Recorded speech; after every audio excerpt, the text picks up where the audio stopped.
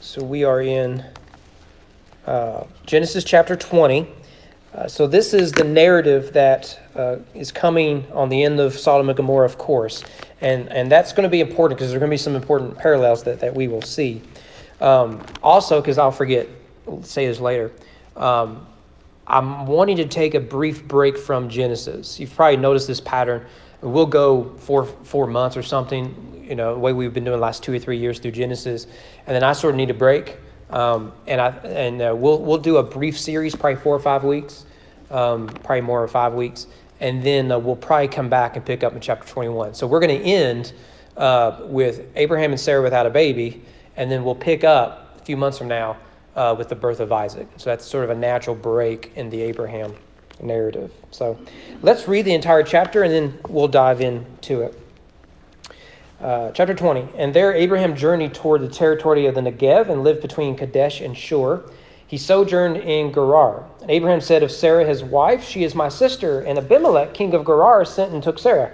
But God came to Abimelech in a dream by night and said to him, "Behold, you are a dead man because of the woman whom you have taken, for she is a man's wife." Now Abimelech had not approached her. So he said, "Lord, will you kill an innocent people? Did he not himself say to me, 'She is my sister'? And she herself say, 'He is my brother'? In the integrity of my heart and the innocence of my hands I have done this." And God said to him in a dream, "Yes, I know you have done this in the integrity of your heart, and it was I who kept you from sinning against me. Therefore I did not let you touch her. Now then, return the man's wife, for he is a prophet, so that he will pray for you, and you shall live. But if you do not return her, know that you shall surely die, you and all who are yours." So Abimelech arose early in the morning and called all his servants and told them all these things. The men were very much afraid. Then Abimelech called Abraham and said to him, "What have you done to us? And how have I sinned against you that you have brought on me and my kingdom a great sin? You have done to me things that ought not to be done." And Abimelech said to Abraham, "What did you see that you did this thing?" Abraham said, "I did it because I thought there is no fear of God at all in this place, and they will kill me because of my wife. Besides, she is indeed my sister, the daughter of my father, though not the daughter of my mother, and she became my wife. And when God caused me to wander from my father's house, I said to her, 'This is the kindness you must do to me. At every place to which we come, say of me, he is my brother.'"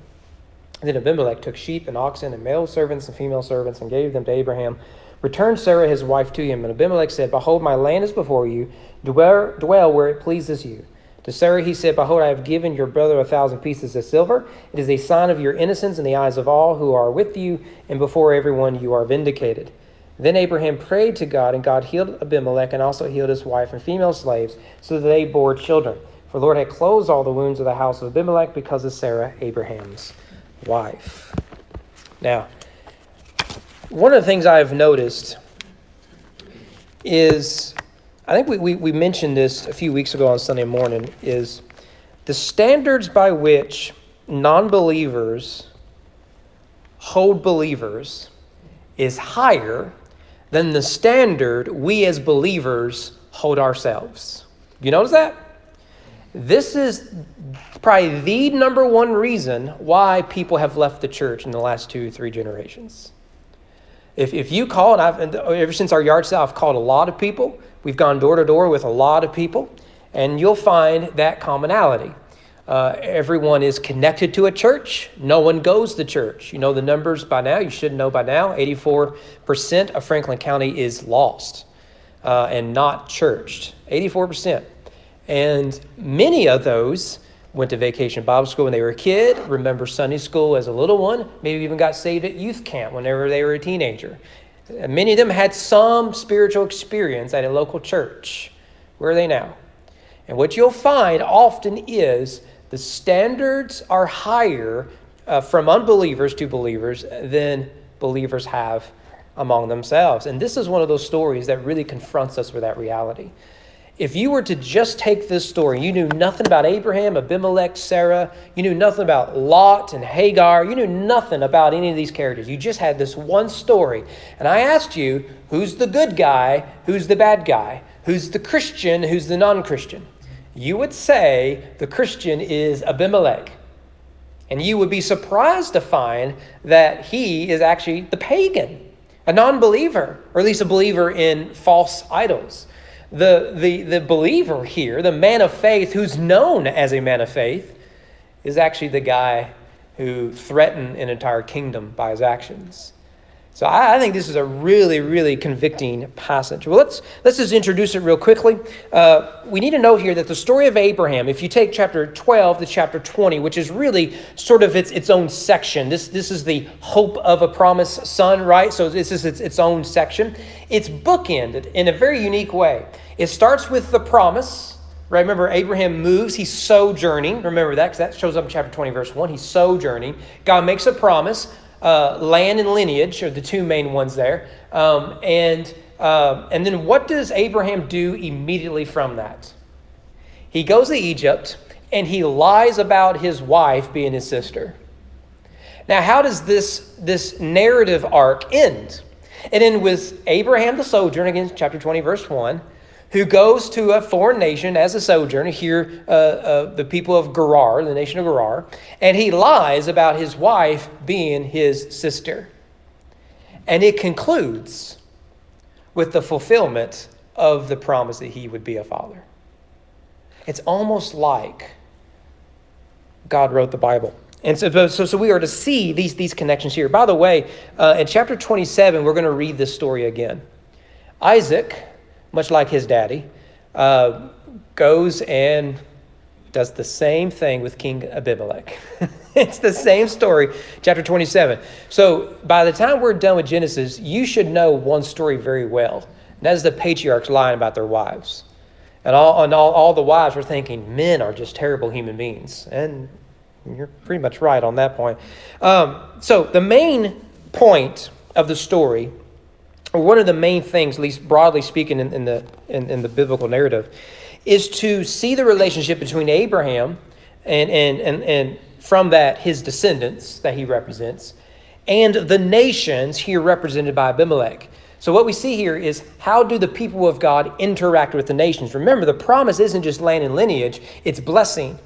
To those who bless you, I'll bless. Those who curse you, I'll curse. So when Abraham has to go save his nephew, Lot, from all those nations, they get the cursing that comes with it. Here, we're going to see an initial cursing, right, that is going to end up with blessing. Okay, so we need to see that is there. Of course, that is Genesis 12:3. We won't read it, but I trust you're familiar with it. And of course, the irony here is the nations are more righteous than Israel. What is the majority story of the Old Testament? At least its history. It's how Israel is as pagan as the rest of the nations. Right? And that's why they were thrown into captivity. If you're going to live like the pagans, go live with the pagans. So you get the northern tribes sent first, and then you get the southern tribes of Judah and Benjamin sent later by the Babylonians, because there was no real difference between them. Right? So we're also to see a contrast between Sodom and Abimelech, right? Because these stories are connected to each other. Both represent Gentile nations. Both are pagan. Yet Abimelech plays what scholars call the religious Gentile. We meet these occasionally. Cyrus, for example, would be a righteous Gentile who sends the Israelites to their promised land, right? With Nehemiah and Ezra and Haggai and Zechariah, all of them. He would be a picture of one of those. And he is one that Abraham can live with peace. Right? That's going to be important. And notice how he responds to God's warning of judgments. Unlike the men of Sodom, they respond with the warning of God's judgment with laughter. Remember Lot's sons-in-law. They laugh at Lot. You're a joke. Your warning's a joke. We'll just play the fiddle while Sodom burns. Also, we need to see how this narrative, like the one previous to it, risks the identity of Isaac. Now, think about the story you have here, okay? Let's just imagine that this was happening in the 21st century, okay? And here's a woman who cannot get pregnant. Been married to her husband for a long time, cannot get pregnant. And then there's a little rumor, they went on vacation, and there was a guy on that boat that took a liking of this bride. And she comes home pregnant. What do you think the rumor's going to be? Who's the real daddy? What you have here is a story, and the next chapter is the birth of Isaac. And God had promised Abraham and Sarah in chapter 18, you will have a son within a year. And what does Abraham go do? He risks, really, the identity of Isaac. So in that sense, Isaac is at threat of becoming like Ishmael. Ishmael is the union between Abraham and another woman. This story runs the risk of Isaac being the son of Sarah and another man. And so this narrative, one of the things it does is it makes it very clear Isaac is the son of Abraham. All right. Okay, well, let's look at it. We'll start in the first seven verses, and we see Abraham is on the move there. From there, Abraham journeyed toward the territory of Negev, lived between Kadesh and Shur. He sojourned to Gerar. Does anyone have a different word for Negev? Or Negeb? B and V's are funny in Hebrew. The South. You got south. What translation do you guys? Is that NIV? New King James. Really? New King James has the south. Okay. I was going to make an NIV joke. Does anyone else have the south? You got south? What do you have? The old King James has it too. Wow, well then, we know which one is of God himself. Okay, so mine is the updated one. The word means south or southern region, something like that.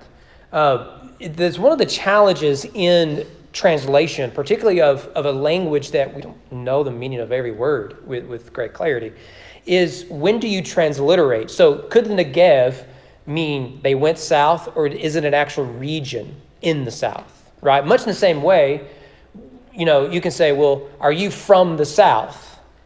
Well, the south there is a technical term. It has a meaning. At the same time, it's a geographical location, hence the name, right? We are East Frankfort Baptist Church. I get frustrated when people say, hey, where are you pastor? East Frankfort Baptist Church. Where's that at?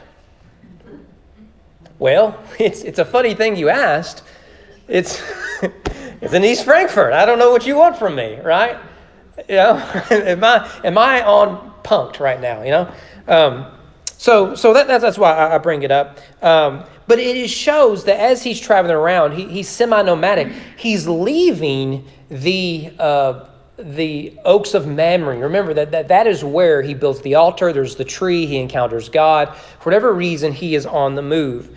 So he's leaving there. He goes south into Negeb. Kadesh and Shur, that is the southern part of Judah. Some of these places are hard for us to nail down, but it's clearly the southern part of Judah. Gerar, again, the exact location is difficult to come by. It's likely on the road between Canaan and Egypt, which is, of course, a very strategic location, as you can imagine. I don't know if it's right on the King's Highway, the ancient road there, but still an important location for international trade. But of course, the story really picks up verse 2. Abraham said of his wife, she is my sister. And Abimelech does what all the kings at this time did. He sees a woman that he is interested in. He goes and takes her, right? And that's what we have here. So just as he did in Egypt, he does it here. He misleads the king by misidentifying his wife. And every time I read this, I think, what's going through the mind of Sarah? I know customs and everything has changed, but I can't imagine any wife in any generation, in any locale, is happy with the thought, my husband wants everyone to think we're related, not married, right? I can't imagine that is something, regardless of the circumstances, that's going to make a bride happy. Maybe I just don't understand women, and you ladies can help me here, but I just can't imagine that is something that she's like, you know what, that is a brilliant idea. In fact, every Valentine's Day, can we get each other brother and sister cards, right? I can't imagine this is something that she wants long-term or even short-term, frankly. So Abimelech takes Sarah, and a lot of people don't know why. And they usually do that because of our bias regarding age. We assume that youth equals beauty. We need to push against that. We did that when we looked at chapter 12, so I don't want to return that. But there are two reasons presented in light of that why he may have taken Sarah. One was to add her to his harem. That's the traditional view, right? It's probably what you're assuming here.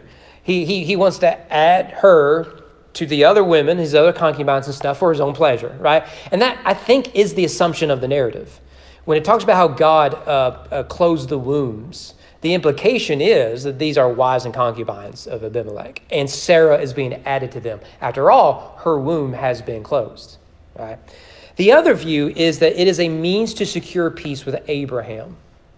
Remember, Abraham is a wealthy sojourner, and the view here goes that as kings and chieftains, and Abraham would be viewed as a chieftain, he has a lot of people under him, that the way you extend peace is to extend, for lack of a better term, women. I just don't know how else to describe that in a more friendly way. This is what Solomon does. We've already seen David is doing in our study of 2 Samuel. This was a common way at the time. I told you all a few months ago, I've cut down on it some, but I've been reading a lot of British royalty leading up to Henry VIII. So you get the War of the Roses and all this. It's just wild. And it all comes down to this. Who you marry to is going to determine where you're going to have your peace. Right? I mean, that's really as simple as it is. So you're going to get Catherine of not Aragorn, because that's Lord of the Rings. Aragon, I think it is, so whatever it is. She comes from Spain because England needs to make peace with Spain. Right? Mary, Queen of Scots, is Scottish, obviously, but she's French. And so that creates problems that when England wants to go to war with France, well, even though England has secured peace with Scotland, when Henry VIII gave his sister to the king of Scotland, well, Scotland says, we've got an older alliance with France, we're going to invade, right? It's the battle, is it Flodden? I had an ancestor who died in that war. Anyway, so you, right? It's all about who you marry to is going to determine likely who you're going to be at peace at. Same thing is going on here. And here we meet Abimelech. The name literally means my God or my father is king. Whenever you see Melech in a name means king. If you see an I in the name, like Elijah or Abimelech or Elimelech, that's possessive. The I is my. So AB or AV of, like Abba, means father. So my father is king. And this could mean that he's the son of a king, right? That would make sense. It could also be in reference to a deity, a pagan deity. Some have suggested that. So he's being presented here as the royal father. Right?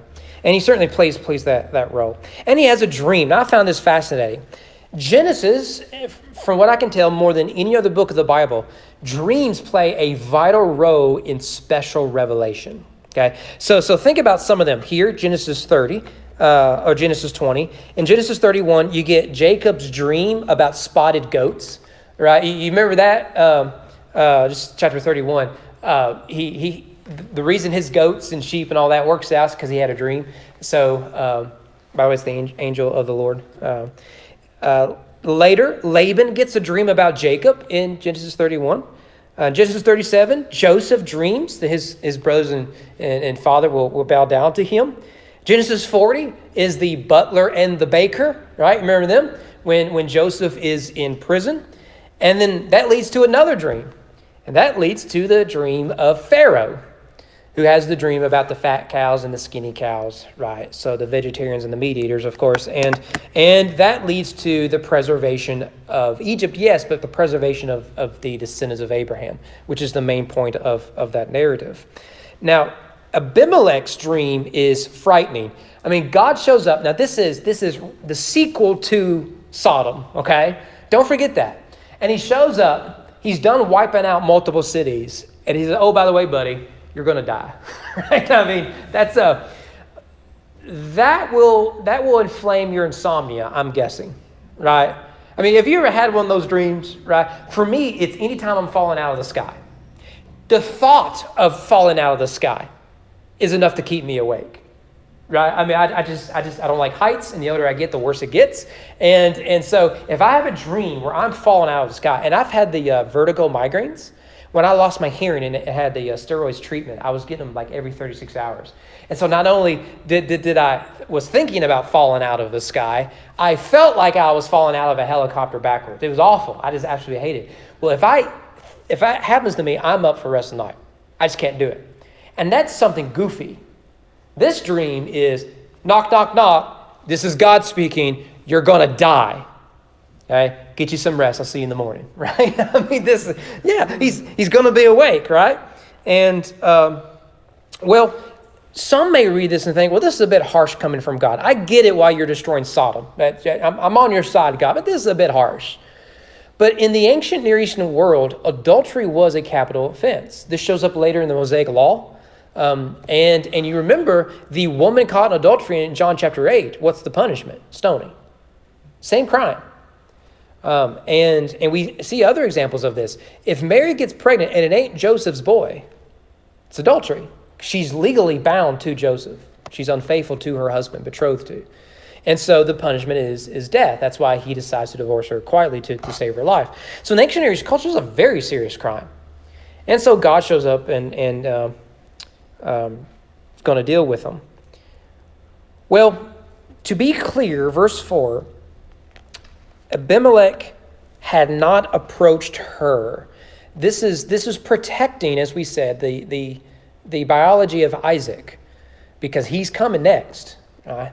And so the text goes out of its way to emphasize that, much in the same way Matthew and Luke emphasize the virginity of Mary. It goes out of its way. She did not sleep with anyone. This is a true virgin birth. Now, this means Abimelech not sleeping with Sarah. By law, he had rights to. Okay? He exercises greater self-control than Abraham did with Hagar. It's the same story, isn't it? And we talked about it in Genesis 12 with Pharaoh. Now, remember, Sarah brings Hagar to Abraham. Here, Abraham essentially hands Sarah over to another man. It's the same story. Abraham did not withhold himself. Abimelech did. Again, he's more righteous, at least in his actions, than Abraham is. And by giving his wife to Abimelech, he is approving of this strange man sleeping with his wife. There's no way of looking at Abraham in a good light in this story. You just can't do it. Much like Lot. Really, you look at Lot and like, I know the Bible says he's righteous. He must have had a really bad day, and that's like the one story we get of him, right?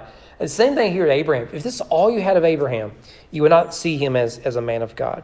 And you'll notice Abimelech in the dream, he's crying out to God, responding.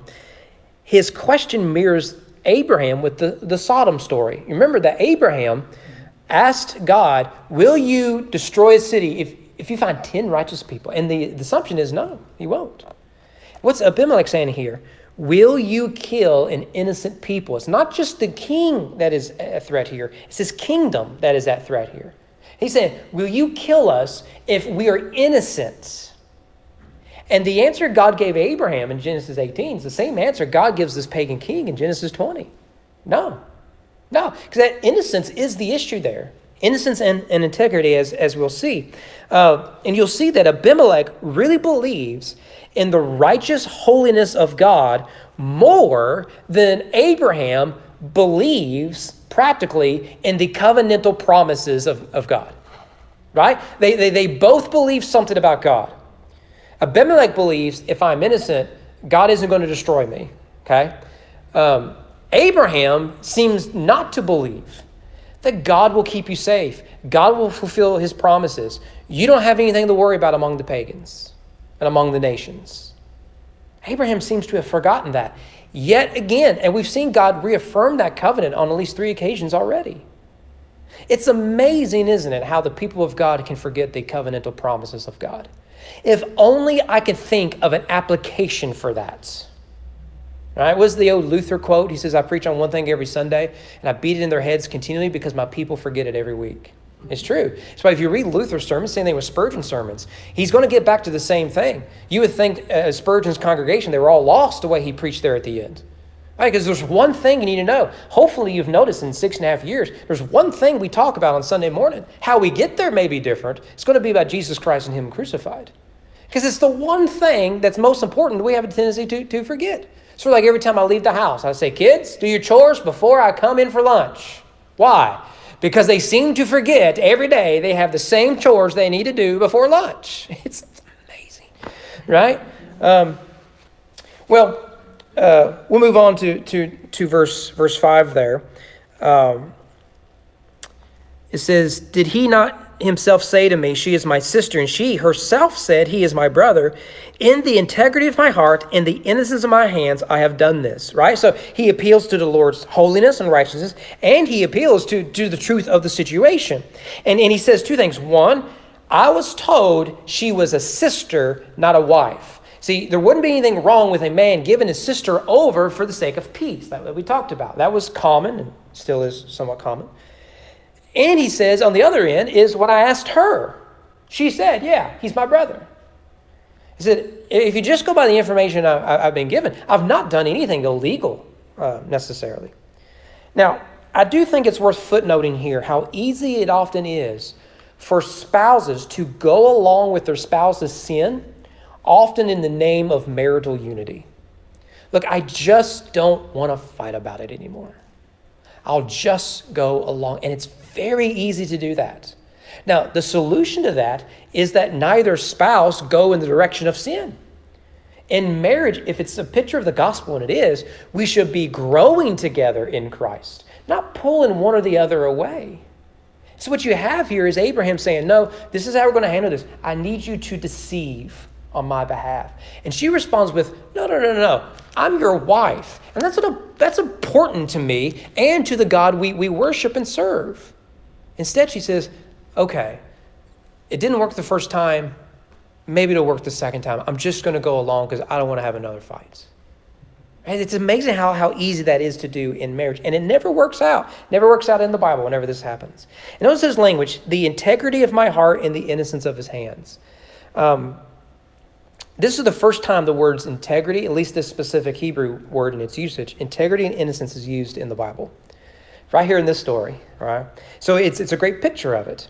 The Bible has a lot to say about integrity, particularly this word integrity.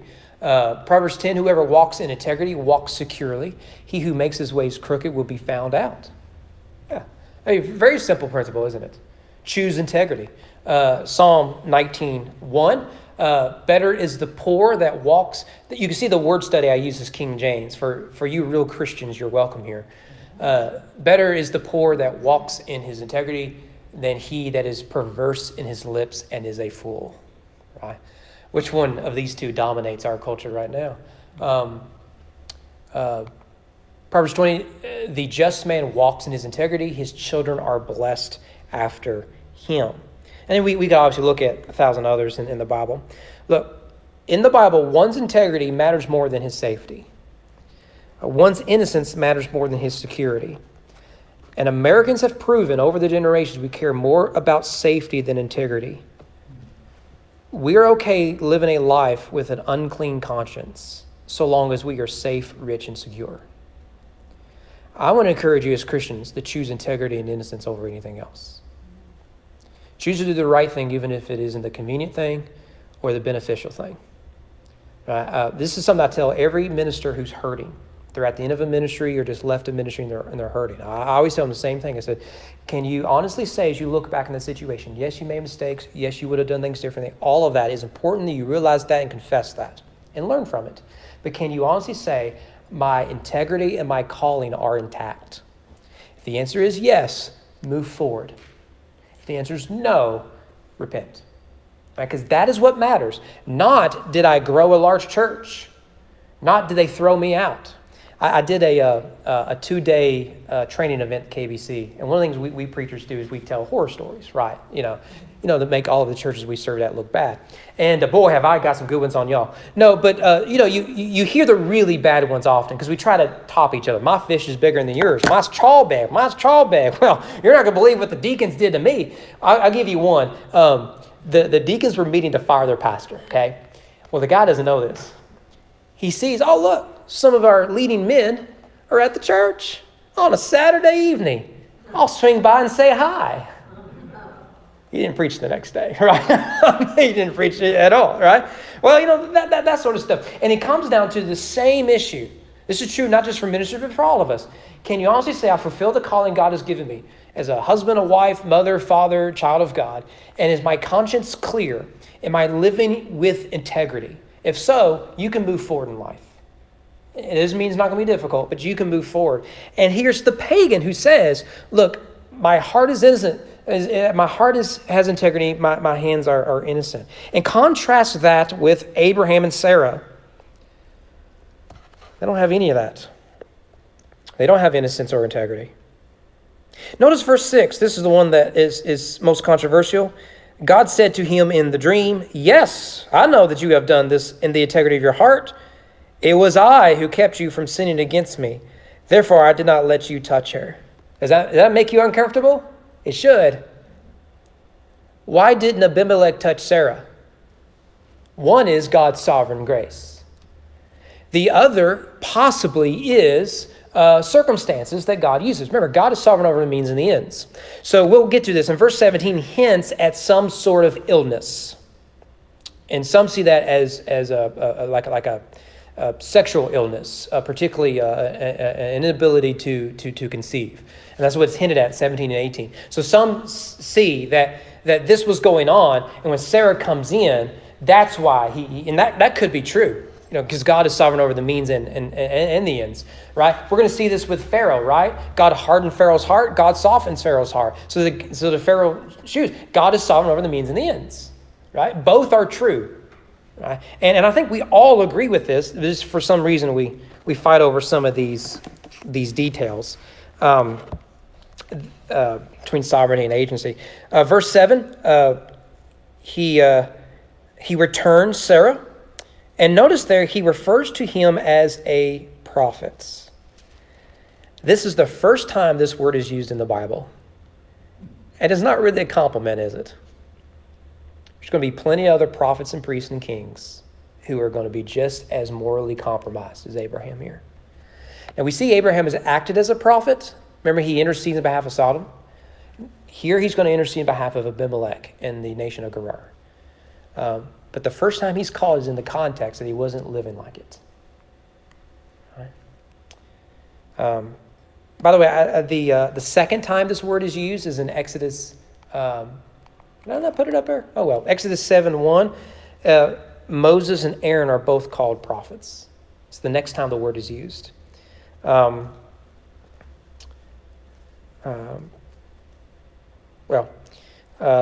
Let's just, before there's more we can say there. Verse 8 to 18, or really 8 to 13 is the next unit. We can go through in there. Notice in verse 8, he rises early. That's probably insomnia, right? If you had a dream like that, you're up, probably up before the sun. He rises early, and he does not wait to right a wrong. Again, if only I can think of an application there, right? That we oftentimes wait to right or wrong because it's just not convenient, or I don't want to bother them, they seem busy, right? No, he doesn't wait. And notice the response. He tells the dream, and notice his servants and the people around him and the men who were very much afraid. That word is a very important word. It seems like a lot of what we've looked at on Wednesdays and Sundays has been centered around the fear of God. And here's another example of it. That word fear has been used multiple times thus far in Genesis. The first time it's used in Genesis 3:10. I heard your voice in the garden and I was afraid. This is a fear of God, fear of his judgment. I'm naked. I'm exposed physically and spiritually in that context. Another one, I don't know if this is the next one. It might be. Genesis 15. And these things the word of the Lord came unto Abram in a vision, saying, "Fear not, Abram. I am your shield and your exceeding great reward." Do not fear, right? If you were to encounter the living God, your response would be, "Can I get a selfie?" That is not it.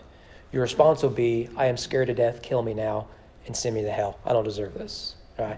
I'm sure y'all remember the story that MacArthur used to tell. I've told you all this before. He had a man who came up to him and said, "Preacher, I talk to Jesus. He shows up every day in the mirror in the bathroom and I shave every morning." And he went on about the story about this guy just talking to Jesus. And MacArthur said, "Well, okay, if you're telling the truth, let me ask you one question. Do you keep shaving?" Right? If you're encountering God, you need to stay far away from a razor. Right? As far away as you can. I don't care how safe it is. Stay far away from it. It is a danger. Right? Because you're encountering the living God. And so they are scared to death. Chapter 18, Sarah denied. Remember, she denied, she laughed. I laughed not, for she was afraid. And then we get in chapter 19, Lot went up out of Zoar and dwelt in the mountain. His 2 daughters with him, for he feared to dwell in Zoar. We saw that last week. Right, there's that fear. He's starting to realize, oh no, I didn't make a wise decision here. I should have had God destroy them too. But my foolishness prevented that. So they fear the judgment of God more than Abraham fears God. And that's going to come up later. Abraham says, well, they clearly don't fear God. Well, they clearly do. I mean, they do now at least.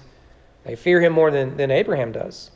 Now, verse 9 through 10 is Abimelech's criticism to Abraham, right? He doesn't say, here, take your sister. He'll do that later. Go take your sister. I'm going to, within 30 days, return policy sort of thing. That's not what he does. He says, yeah, you can have her. I got something I got to say. Notice he has 3 questions he proposes to Abraham there in verses 9 to 10. The first one, what have you done to us? Right? It's a stinging rebuke, isn't it? What were you thinking? What have you done to us? By the way, that is the same question we get in Genesis 12 from Pharaoh. What is this you have done to me? Why didn't you tell me she was your wife? It's the same question. And if only I could think of an example of Christians repeating the same sin over and over. Maybe you can think one in your own life. Second question is, how have I sinned against you that you have brought on me, my kingdom, a great sin? This is an accusation, isn't it? Think about it. We all understand this when we're little kids, that if someone sins against you, the proper response is to sin greater against them in revenge, right? Look, if you have kids, you get this, right? Let's say one calls the other a doogie head. The other one's going to grab their wiffle ball bat and start swinging. And you're like, oh, okay, I get it. They shouldn't have called you that. But murder is a bit of a jump, okay? Right? I mean, you're just swinging at your sibling, right? We do that all the time. I was watching a Duck Dynasty episode last night. You're welcome. And Jace and Willie they say, we're in the middle of a prank war. Been going on for about 30 years now. Right? And the whole episode is how one is upping the other, right? And it gets out of hands until their father has to correct them. They're like in their 40s or something. Right? And so he's saying, what have I done to you that you would respond by bringing judgment upon me and my people? And the language here about a great sin is used throughout the Bible to describe idolatry. Let me give you 2 examples. Exodus 32, the golden calf narrative. Committed a great sin. The other has to do with Jeroboam. Remember when you get the split? Rehoboam is in the south and Jeroboam is in the north. Good luck memorizing that. It takes a lot of work, right? But Jeroboam, pagan immediately. All right? And so he brings with it the great sin, that is idolatry. In ancient Near Eastern literature, this phrase is used to describe adultery. And in the Bible, adultery and idolatry are oftentimes synonyms. Idolatry is adultery against our God, our husband, if you will, our groom. Third question is, what did you see that you did this thing? This is a call for Abraham to explain himself. I mean, this is confrontation from a pagan to a supposed believer.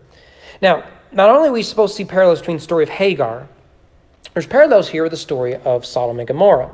At Sodom, the city threatened Lot. Here, Abraham threatens the city. It's inversed. So while we were criticizing Lot, and rightly so, the Bible turns the page and says, we got to criticize the main hero here. Abimelech's question calls Abraham to account. Why would Abraham sin against him and threaten the lives of others? And that is an important point to remember. You've heard me say 1,000 times, sin is never private. Sin will always affect other people. And Abraham's one lie, which was a series of lies, because he kept repeating it, affected not only his wife and her integrity and her honor, but also an entire nation. No one sin is ever private. Now, verses 11 to 13, Abraham gives his defense, and it's a whopper. We'll move through this quickly. Number 1, fear, there in verse 11. I did it because I thought there is no fear of God at all in this place, and they will kill me because of my wife. So he says their problem was the lack of fear, but the real problem is his lack of fear. This is coming back to bite him. And furthermore, if he feared God, why would he fear the nation of Gerar? We've talked about this 1,000 times, and we've talked about it recently. You will either fear God or you will fear man. And the way we fear man, it can be in multiple ways. It can be fearing government or ordinances or whatever it is. It could be fearing laws or what your neighbor may do to you or what your boss may do to you, what your coworker may say about you, what someone may post online. You can either choose to fear man or you can fear God. Fear him who can destroy both body and soul. Don't fear him who can only destroy body, Jesus said. And God has demonstrated he's protected him and Sarah before. What's different now?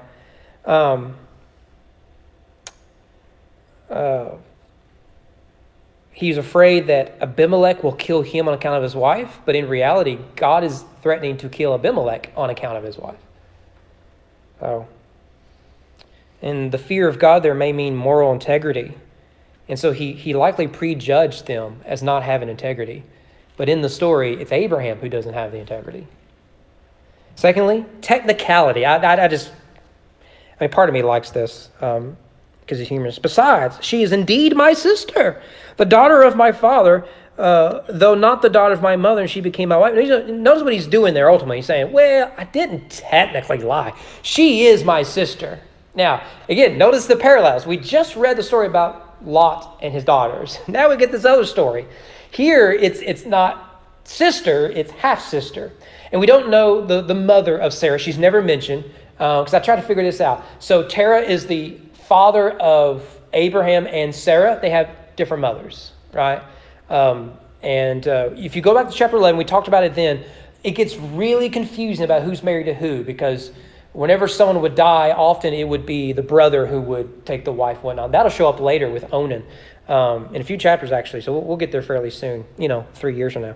And so that's probably what it is you have here, is he's married to Sarah. But in the eyes of the law, yes, they are half siblings, but they are husband and wife. So he goes on a technicality, but it is still a lie. And I can't help but think about it. This is still deceit, right? A half-truth is a half-lie at best. I teach a current events class at the homeschool co-op that Man and I take the kids to. And it's called Current Events, and we bring stories about what's going on locally and internationally. And we try to think, how do we think as Christians through some of this sort of stuff? And so each student have an assignment. They bring 3 stories. What is the headline? What is the story? What's the source? I don't want to hear from Uncle Dan on Facebook, right? I don't want to hear that, right? And he's not really your uncle. He just likes to be called Uncle Dan. You know, that creep. And fourthly, you have to tell me any bias you perceived in the story, okay? And what's fascinating is in one story, I had a student say, look, I've read through this, a couple of times, and I think it's pretty down the line fair. And I think you could be right. And as he starts sharing the story, I'm like, well, that's interesting. That's good. But if the whole story was just what is presented here, I would say that is a good story. But I was around when what led up to that, and something similar happened. Why didn't they tell that part of the story? See, the bias isn't always in what is shared. It's also in what is ignored. So yes, saying she is my half-sister is true. But you're forgetting the most important part of that story. She is my wife. Sleeping with a man's sister, when you hand her over to someone, is not a crime. Sleeping with another man's wife will get you killed. It's sort of an important detail to put in there. The third thing he argues is partnership. Here he throws his wife under the bus. He better have something really planned for Valentine's Day. And when God calls me to wander from my father's house, notice there, he's blaming God there. That's worth pointing out. That's never good. Never good. Every time someone, whenever they do something violent, and they're like, well, God told me, I just cringe thinking, if you heard voices, it was not the risen Savior. I'm not an expert in this stuff, but I'm pretty sure I'm an expert in this stuff, right? That wasn't him. I said to her, this is the kindness you must do me at every place to which we come. Say of me, he is my brother. It's a series of lies after a series of lies, a series of lies. And he's saying, see, it's not my fault. At any point, she could have said, well, none of that's true. I'm actually his wife. Verily saying to thee, don't do that. Do not blame other people for your sin. And we've done it since the garden. What did he just say? Well, it's not me. It's that wife God gave me. It's not my fault. I was fine in Ur until God sent me out of there. Don't do that. Don't do that. Well, the response we can look at real quick, and we were running out of time.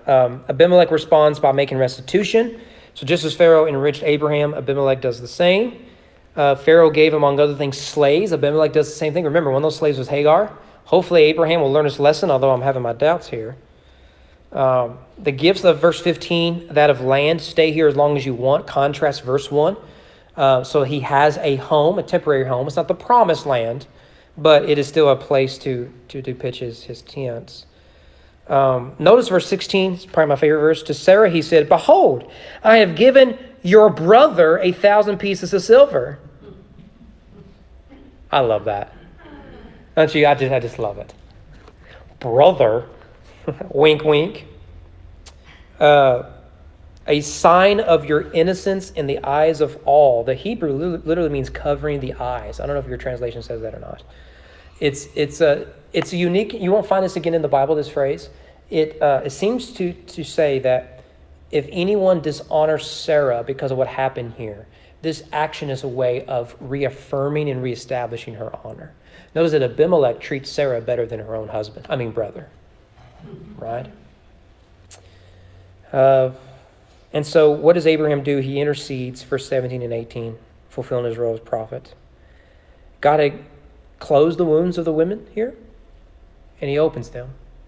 And what happens in the next chapter? God opens another wound. So just as God protected Abimelech, it's the same God opens wounds. Well, can I give you just 5 points of application? I know we're already late, but it's your fault. You were real chatty until we got time to pray. So let me just give you 5 points of application. Look at them real quick. I don't even have fancy notes here. I just got the 5 points. And my goal is to wing it, and I have to wing it quick. It is not unusual for believers to sin. That is not an excuse. That is reality. One of the things that I get asked a lot by people who are looking for a church, they'll ask, are they a bunch of judgmental people? One of the things that I hear there is I understand why that's being asked, unfortunately, because there is a pattern of behavior in previous decades. But also, one of the things I try to show is you need to understand that to be a Christian is to still struggle with sin. The process of sanctification is a process, and hopefully today is better than yesterday. But tomorrow needs to be better than today. A Christian still sin. A big difference between a believer and non-believer is we have an intercessor. We have blood that covers our sins. And that should be the difference. Again, this is not a license to sin. Isn't this what John says? He says, if you're a believer, 1 John 1, you shouldn't be sinning. But if you do sin, we have an advocate with the Father, Jesus Christ, who is righteous. That paradox is what is the Christian life. Secondly, it is not unusual for believers to repeatedly sin. And repeatedly sin the same sin. This is probably the hardest part of sanctification, I find. It's that one thing, and chances are right now something is coming to your mind. There's just that one thing you've struggled with for decades. And you just can't seem to defeat it. And for you, it's your weakness. And for the person next to you, it's something else. And the temptation is to say, well, because that something else isn't your problem, then somehow you must be more spiritual. Some of these sins are more public. Alcoholism or abuse or whatever it is. Some are more private. And the temptation is to make the public ones worse than the private ones. But you have right now that one sin that you just struggle with constantly. Bitterness or gossip or envy or pride. You just can't seem to overcome it. Abraham does this twice, and his son's going to do it a third time. Thirdly, God at times uses the voice of unbelievers to condemn the righteous. And it should hurt, because it's supposed to. It's supposed to. I'm sure you parents have discovered, this is something I found when I was a youth pastor. Parents would come to me and say, why is it that when you say X, that I've been saying their entire lives, and they didn't believe me, when you say it, they believe it. Well, guess now I'm that parent, right? Kids say, did you know, I've literally told you that every day of your life. Your mother's family are crazy, and you're just now believing me? No, I'm kidding. We get that. And sometimes it's like we won't listen to God as revealed in his word or his gospel. But man, when the lost convict us, we had better be convicted. We get that here. Well, fourthly, repentance leaves no room for self-justification. That's what Abraham tries, isn't it? It's not that big of a deal. I can tell you why I did it. That's not repentance. It's not even an apology. I'm sure you've heard those apologies like, I'm sorry that I hurt your feelings, but you need to know I had a troubled childhood. It needs to stop at, I'm sorry for what I did, period.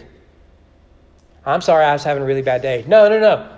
You need to repent of what it is you did. Don't justify it. But man, we're good at self-justification. Because it's a way for us to be the victim of our own sin. Right? That really, I'm the one who's been sinned against here. No. You're the wicked one. You need to act like it. Abraham and his excuses just do not fly. They don't fly at all. Finally, redemption requires intercession. We get that in the story, isn't it? Abraham the prophet intercedes on behalf of a pagan king. The problem is what we need is a better prophet than this. If all we had were prophets like Abraham, we would be sorry people. Because the ones who intercede are as flawed as we are. And that's not real redemption. What we need is a true and better prophet. And surely you've been here long enough to know who that is. It's Jesus Christ, the prophet, priest, and king, who intercedes on our behalf. Father, forgive them, for they don't know what they're doing. He intercedes as the true and better one, without sin, and who is one who would never surrender his bride to anyone else. That's the good news of the story. Not Abraham, but his descendant, Jesus of Nazareth. You guys got anything you want to add to the story? Danny, did I miss anything? You know, it seems to me like Abraham made a lot of money going around passing his wife off. Yeah, I had a similar thought today. Maybe that's his business plan. I hope Sarah went and bought her some new shoes. That's all I got to say. Because, and I'm not usually one to advocate that as a husband, but I think she earned it here. And am I right? Let me make a joke, then I'll come to you, Don. Ladies, do new shoes mean new dress? New dress means new earrings. New earrings means new diamonds. New diamonds mean new haircut. New haircut means new nails. Is that how that works? Oh, no. I'm not, you don't count, Lisa. I know, but you're. Yes, I know, and I think that's awesome, Don. What type of time frame do you think this happened in between him telling her or saying she was his sister and then the dream happening? The implication is it's that night. Okay. That's the way I read it. I think with knowing that the wounds were closed, was that something that happened over Yeah, time? I've thought that's interesting too. How do they know the wounds are closed? Some commentators suggest that the illness is more general. So it may not just be the wounds being closed. It could be other signs. I don't know. But yeah, that is interesting. It could have been, I don't know. But at some point, he got the message. And it can't be very long. You have a year between Sodom and the birth of Isaac. So it's got to fit within that time frame. Oh, yeah. Aren't you glad for special revelation? In this version, it's in the form of a dream. Anything else? Yeah. Isn't it good news to know that God redeems Christians? And that he continues to forgive us? The stories of guys like Abraham, and we'll see David is going to start his fall very soon. That gives me the assurance of salvation, that it's not an excuse to sin. It's a soft pillow to land on when we do sin. That God's grace is not determined on my good works any more than my salvation was determined by it. All I can do is lean into the grace of God. Because this is pretty egregious. This is. Much as Lot's daughter raped their father, here you have a man who surrenders his bride to prostitution. It's very serious. It's easy to gloss over. It's a very serious sin. Yet grace is still sufficient for someone like that, which means it's sufficient for you. I mean, there's good news in the story. You're right, Betty. That's what a preach, won't it? Man, good stuff. Anything else? Got more chatty this week. That's all right. All right, let's stand up and pray one more time, if that's all right, and then we'll be dismissed. I want to pick on him one more time because he's an all right guy. Danny, will you close us out in prayer?